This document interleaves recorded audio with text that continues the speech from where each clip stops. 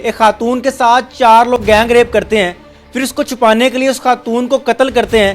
कत्ल करने के बाद उसके टुकड़े किए जाते हैं। टुकड़े करने के बाद उस पर तेजाब डाला जाता है।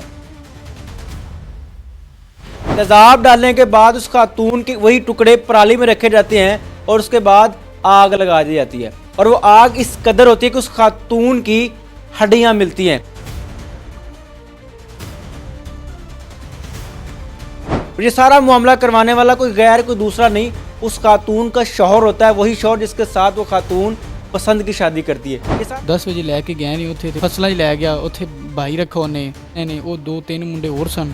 ਉਹਨਾਂ ਨੇ ਫਿਰ ਉਹਦੇ ਨਾਲ ਜ਼ਿਆਦਤੀ ਕੀਤੀ। ਉਹਨੂੰ ਫਿਰ ਕੱਟ ਵੜ ਕੇ ਤੇ ਪਰਾਲੀ ਸਾਈਡ ਦੇ ਉੱਤੇ ਅੱਗ ਲਾ ਦਿੱਤੀ। ਇਹ ਆਈਸ ਪੀਂਦੀ ਪਈ ਆਈ ਤੇ ਉਹ ਜਲ ਤੇ ਰਾਖ ਹੋ ਗਈ ਤੇ ਅਸੀਂ ਨਿਕਲ ਆਏ ਉੱਥੋਂ। 2-3 ਹੱਡੀਆਂ ਹੀ ਮਿਲੀਆਂ और कुछ नहीं मिला। हड्डियाँ लेके गए हैं हस्पताल। पहचान कैसी हुई? चूड़ियाँ आईਆਂ ਉਹਦੇ ਕਲਾਈ ਦੇ ਵਿੱਚ ਚੂੜੀਆਂ ਪਾਈਆਂ ਹੋਈਆਂ ਸਨ ਅੰਮੀ ਦੇ। ਉਹ 6 ਚੂੜੀਆਂ ਆਈਆਂ। ਉਹ ਸਾਨੂੰ ਉੱਥੇ ਪਤਾ ਲੱਗ ਗਿਆ ਕਿ ਇਹ ਲਾਸ਼ ਜਿਹੜੀ ਹੈ ਸਾਡੀ ਅੰਮੀ ਦੀ ਆਈ। और वालदा का चेहरा भी देखना नसीब नहीं हुआ? नहीं हुआ। कब्र भी नसीब नहीं, कफन भी नसीब हुआ। और भी नहीं बनी? नहीं, कब्र भी नहीं बनी। अस्सलाम वालेकुम नाज़रीन, आपका मेज़बान मुजाहिद ने अब आपकी खिदमत में हाजिर और आप देख रहे हैं एमएन पॉइंट। नाज़रीन, मोहब्बत का अंजाम आज की वीडियो में एंड हो गया है। भावन नगर के नवाई इलाके में एक खातून के साथ 4 लोग गैंग रेप करते हैं, फिर उसको छुपाने के लिए उस खातून को कत्ल करते हैं। कत्ल करने के बाद उसके टुकड़े किए जाते हैं। टुकड़े करने के बाद उस पर तेजाब डाला जाता है। तेजाब डालने के बाद उस खातून के वही टुकड़े पराली में रखे जाते हैं और उसके बाद आग लगा दी जाती है। और वो आग इस कदर होती है कि उस खातून की हड्डियाँ मिलती हैं।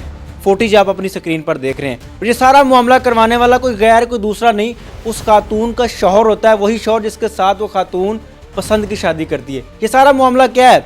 शौहर अपनी बीवी के साथ गैंग रेप क्यों करवाता है?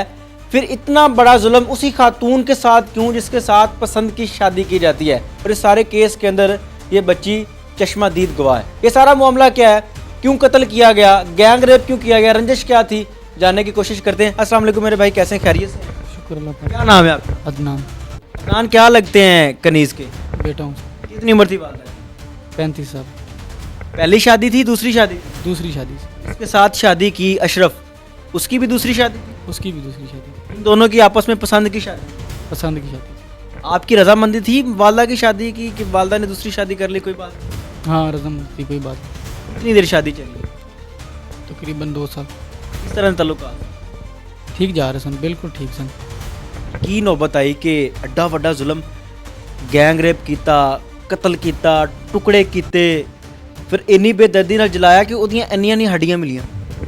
बस ये नहीं पता की कीता उन्होंने, क्यों कीता, ये इन्ना नहीं पता सानू। लेकिन उन्होंने जो कीता है नाइंसाफ़ी की है। अशरफ ते कनीज़ नाम है किंजा है? अशरफ ते कनीज़ आपस में लड़ते सन? माड़ी मोटी लड़ाई होती रही है, महीना 2 महीने पहले। तो शादी 2 साल चली? 2 साल चली। पसंद की शादी? पसंद की शादी से दोनों दी? दोनों ने। की मामला बनया? कित्थे जाके तुहाडी वालदा कनीज़ नूं कतल किया गया, उहदे नाल गैंग रेप होया, ज़्यादती की गई, किन्ने लोग सन, कौन सन, होया किस तरह सारा? सुबह रात के 10 बजे लेके गए उसको। 10 बजे लेके गए नहीं उत्थे ते उन्हें बुलाया कि चल आ तेन मैं उत्थे कोई जगह विखावांगा। फिर फसलां 'च लै गया। उत्थे भाई रखा उन्हें, ठीक है, नाल उन्हें फिर बैठे रहे ने। वो 2-3 मुंडे होर सन। उन्होंने फिर उहदे नाल ज़्यादती की। ਉਹਨੂੰ ਫਿਰ ਕੱਟ ਵੜ ਕੇ ਤੇ ਪਰਾਲੀ ਸਾਈਡ ਦੇ ਉੱਤੇ ਅੱਗ ਲਾ ਦਿੱਤੀ। ਇੱਕ ਤੇ ਅਸ਼ਰਫ ਸੀ, ਉਹੀ ਸ਼ਖਸ ਜਿਹਦੇ ਨਾਲ ਤੁਹਾਡੀ ਵਾਲਦਾ ਕਨੀਜ਼ ਨੇ ਪਸੰਦ ਦੀ ਸ਼ਾਦੀ ਕੀਤੀ। ਦੂਸਰੇ 3 ਲੋਕ ਕੌਣ ਸਨ? ਦੂਸਰੇ ਇੱਕ ਉਹਦਾ ਬਾਂਝਾ ਸੀ ਤੇ ਇੱਕ ਸ਼ਾਹਿਦ ਤੇ ਇੱਕ ਮਕਸੂਦ। ਤੇ ਬਾਂਝੇ ਅਸ਼ਰਫ ਦਾ ਭਾਂਜਾ ਵੀ ਇਸ ਚੀਜ਼ ਵਿੱਚ ਮੌਜੂਦ ਸੀ, ਮੁਲਵਸ ਸੀ ਗੈਂਗ ਰੇਪ ਕਰਵਾਉਣ ਵਿੱਚ ਵੀ? ਹਾਂਜੀ, ਉਹ ਵੀ ਮੌਜੂਦ ਸੀ ਇੱਥੇ। ਉਹ ਵੀ ਸ਼ਾਮਲ ਹੈਗਾ ਸੀ। ਅਜ਼ਰ, ਇੱਕ ਸ਼ਾਹਿਦ ਤੇ ਇੱਕ ਮਕਸੂਦ। ਇਹ ਤਿੰਨੇ ਬਾਕੀ ਕੌਣ ਨੇ? ਇਹ ਇੱਕ ਅਜ਼ਰ ਉਹਦਾ ਬਾਂਝਾ ਹੈਗਾ ਤੇ ਜਿਹੜੇ 2 ਹੈਗੇ ਨੇ ਉਹ ਉਹਦੇ ਦੋਸਤ ਹੈਗੇ ਨੇ। ਪਕੜੇ ਗਏ ਨੇ। ਕਿਸ ਤਰ੍ਹਾਂ ਐਕਸਪੋਜ਼ ਹੋਇਆ ਕਿ ਇਹ ਸਾਰਾ ਕੁਝ ਇਹ ਕਰਨ ਦੀ ਵਜ੍ਹਾ ਸੀ, ਇਹਨਾਂ ਗੈਂਗ ਰੇਪ ਕੀਤਾ, ਇਹਨਾਂ ਜਲਾ ਦਿੱਤਾ? ਤੁਹਾਨੂੰ ਕਿਸ ਤਰ੍ਹਾਂ ਪਤਾ ਚੱਲਿਆ? ਸੁਬਹ 5 ਵਜੇ ਪਤਾ ਚੱਲਿਆ। ਅੱਗੇ ਵੀ ਅੰਮੀ ਚਲੀ ਜਾਂਦੀ ਸੀ ਸਾਨੂੰ। फजर टाइम या रात टाइम, शाम टाइम? फजर टाइम पता चला है। एक बंदा है, उन्होंने कहा कि आपकी जो माई है ना, मतलब वो उधर उसको जला दिया गया है तो जाते आदि लाश लूश जी है कड्डो। उत्थे साढ़े जाऊँ तो पहले ही पुलिस आ गई सी। वो जो अशरफ है वो पकड़ा गया सी। वो खुद ही मान गया सी कि असी ये सारा काम किया है। अशरफ को किसने पकड़वाया था? अशरफ को उसकी बेगम ने पकड़वाया। कैसे? उसने कहा था, उन्हें आखा सी कि मैं खत्म कर आया, तेरा राह साफ कर आया, मैं उन्हें कत्ल कर दिता है। अशरफ ने अपनी दूसरी बेगम जितना पसंद की शादी की थी कनीज ਨੂੰ ਕਤਲ ਕੀਤਾ, ਕਤਲ ਕਰਕੇ ਆਪਣੀ ਪਹਿਲੀ ਬੇਗਮ ਨੂੰ ਜਾ ਕੇ ਦੱਸਿਆ ਕਿ ਤੇਰਾ ਰਸਤਾ ਸਾਫ਼ ਕਰ ਆਇਆ। ਹਾਂ, ਰਸਤਾ ਸਾਫ਼ ਕਰ ਆਇਆ। ਉਹਨੇ ਕੀ ਕੀਤਾ?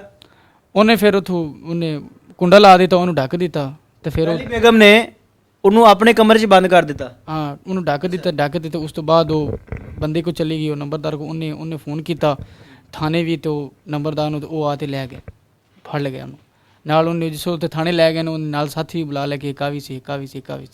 ਲੇਕਿਨ ਹੁਣ ਉਹ ਮੁਕਰਦੇ ਨੇ ਕਿ ਅਸੀਂ ਇਸ ਮਤਲਬ ਇਹ ਕੇਸ ਇਹ ਸਾਡਾ ਨਹੀਂ ਹੈਗਾ, ਤੇ ਇਹ ਸਾਡਾ ਕੇਸ ਇਹ ਨਹੀਂ ਹੈਗਾ। ਉਹ ਕਹਿੰਦੇ ਨੇ ਕਿ ਇਹਨਾਂ ਦੀ ਅੰਮੀ ਅੱਗੇ ਚਰਸ ਮਤਲਬ ਇਹ ਨਸ਼ਾ ਕਰਦੀ ਸੀ, ਉਹ ਨਸ਼ਾ ਕਰਦੀ ਪਈ ਆਈ, ਤੇ ਅਸੀਂ ਉਹਨੂੰ ਕਿਸ ਚੀਜ਼ ਦਾ ਨਸ਼ਾ?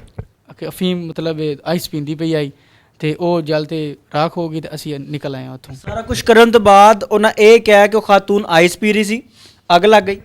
ਅੱਗ ਲੱਗ ਗਈ। ਤੁਹਾਡੀ ਵਾਲਦਾ ਆਈਸ ਪੀਂਦੀ ਸੀ? ਨਹੀਂ ਪੀਂਦੀ ਸੀ। ਕਦੀ ਕੋਈ ਨਸ਼ਾ ਕਰਦੀ ਹੋਵੇ? ਕਦੀ ਨਹੀਂ, ਸਾਦਾ ਸਿਗਰਟ ਹੀ ਨਹੀਂ ਪੀਂਦੀ, ਉਹਨੇ ਵੇਖਿਆ ਹੀ ਨਹੀਂ ਸਿਗਰਟ ਹੁੰਦਾ ਕੀ। ਠੀਕ ਹੈ। ਪੁਲਿਸ ਹੁਣ ਕੀ ਕਹਿੰਦੀ ਹੈ? ਪੁਲਿਸ ਦਾ ਇਹੀ ਬਿਆਨ ਹੈ। ਪੁਲਿਸ ਵੀ ਕਹਿ ਰਹੀ ਹੈ? ਪੁਲਿਸ ਇਹੀ ਕਹਿ ਰਹੀ ਹੈ। ਜਦੋਂ ਤੁਸੀਂ ਗਏ ਉਸ ਵਕੂਆ ਤੇ ਜਿੱਥੇ ਤੁਹਾਡੀ वालदा ਦੀ लाश मिली, लाश नाज़रीन कहूँ या बाक़ियात कहूँ, जब कुछ जल जाता है उसकी राख मिलती है, और यहाँ पर इस खातून की हड्डियाँ मिली हैं, और हड्डियाँ भी मुकम्मल नहीं हैं, चूर हुई हड्डियाँ, और इन हड्डियों को आप बाक़ियात कह सकते हैं और कुछ नहीं कह सकते। क्या देखा जब आपने जाके देखा कि वालदा की मैयत, लाश, बाक़ियात, क्या मिला वहाँ? बस 2-3 हड्डियाँ ही मिली हैं और कुछ नहीं मिला।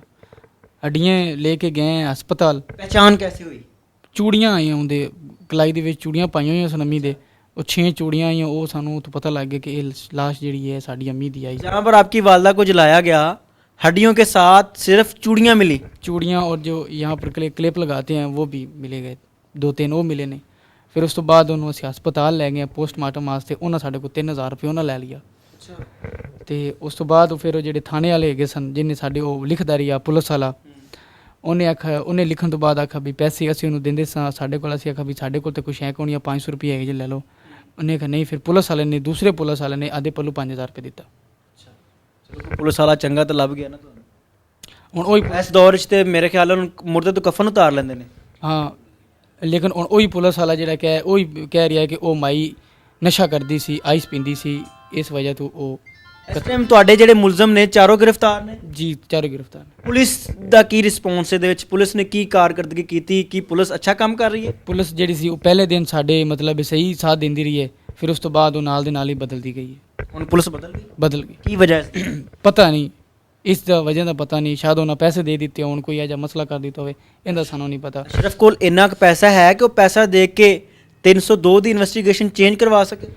ਤਸੱਲੀ ਨਹੀਂ ਹੈ ਜੀ, ਕਿਉਂਕਿ ਨਾਲ ਪੈਸੇ ਵਾਲਾ ਹੈ, ਮਾਲ ਮੰਡੇ ਵਾਲਾ ਬੰਦਾ ਹੈ। ਸਾਥੀ ਹੁੰਦੇ ਹਨ, ਜਿਹੜੇ ਸਾਥੀ ਹਨ ਹੁੰਦੇ, ਉਹ ਹਨ ਮਾਲ ਮੰਨੀ ਵਾਲੇ, ਜਿਨ੍ਹਾਂ ਨਾਲ ਮਿਲ ਕੇ ਗੈਂਗ ਰੇਪ ਕੀਤਾ। ਹਾਂ, ਉਹ ਹਨ ਥੋੜੇ ਜਿਹੇ ਜਿਹੜੇ ਉਹ ਹੈ ਨਾ ਨਾਲ ਵਾਲੇ, ਉਹਨਾਂ ਕੋਲ ਉਹ तगड़े ने। नाज़रीन, इस सारे मामले की चश्मदीद गवाह बच्ची उस रात उस माँ के साथ थी, और ये सारा मामला क्या हुआ बच्ची को जितना पता है मैं उतना पूछने की कोशिश करूँगा, कोई ज़्यादा सवाल नहीं। बेटा क्या नाम है आपका? जमीला। जब वालदा को मारा गया वहाँ पे लेके गए, आप किधर थी? मैं घर थी। आप उनके साथ नहीं गई वहाँ पे? नहीं। फिर आपको कैसे पता चला है कि आपकी वालदा को इन्होंने मारा है, यही लेके गए हैं, इन्होंने ही किया है? सुबह से 5 बजे उन लोगों ने बताया था। वो भाई वो होते हैं ना उन लोगों के अफसर, उन लोगों ने बताया था। फिर मैं वहाँ गई थी, देख के आई थी मम्मी की लाश। चूड़े भी मिली थे, पिन भी मिली थी। की हाल सी अम्मी दी उस मैयत दा? मैं की कहां मैयत ही कह सकना। की हाल सी उस टाइम बड़ा बुरा हाल सी। अपनी मां दा आखिरी बारी चेहरा भी नहीं वेख्या होना? कौन? कितने बहन भाई हैं आप? 5। वालिद फौत हो गए? फौत हो गए। और वालदा का चेहरा भी देखना नसीब नहीं हुआ? नहीं हुआ, कब्र भी नसीब नहीं हुई, कफन भी नसीब हुआ, कब्र भी नहीं बनी? नहीं, कब्र भी नहीं बनी। इस कदर जलाया गया कि उस खातून की कब्र भी नहीं बनी? नहीं बनी।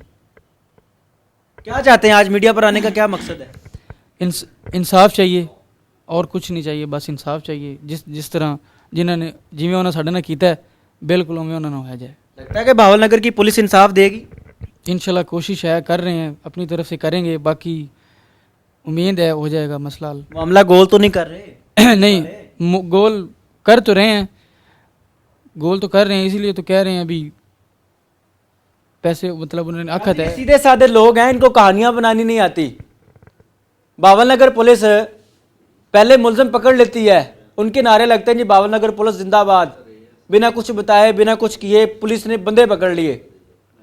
जब केस सामने खुल के आता है, बाबा जी की तस्वीर सामने आती है, अब वो कहते हैं जी ਤੁਹਾਡੀ वालदा तो उत्थे नशा पी के सुती भी सी, ਤੁਹਾਡੀ वालदा तो उत्थे आइस पी के सुती भी सी, उन्होंने तो एवं ही आग लग गई।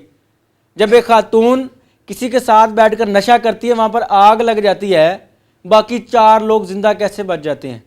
सवाल निशान है ना। बाकी 4 लोगों में से एक आधा क्यों नहीं जल के मरा? उस खातून ने मरना था, और अगर वहाँ पर आग लग गई थी तो आग बुझाई भी जा सकती थी, उस खातून को बचा भी लिया जा सकता था।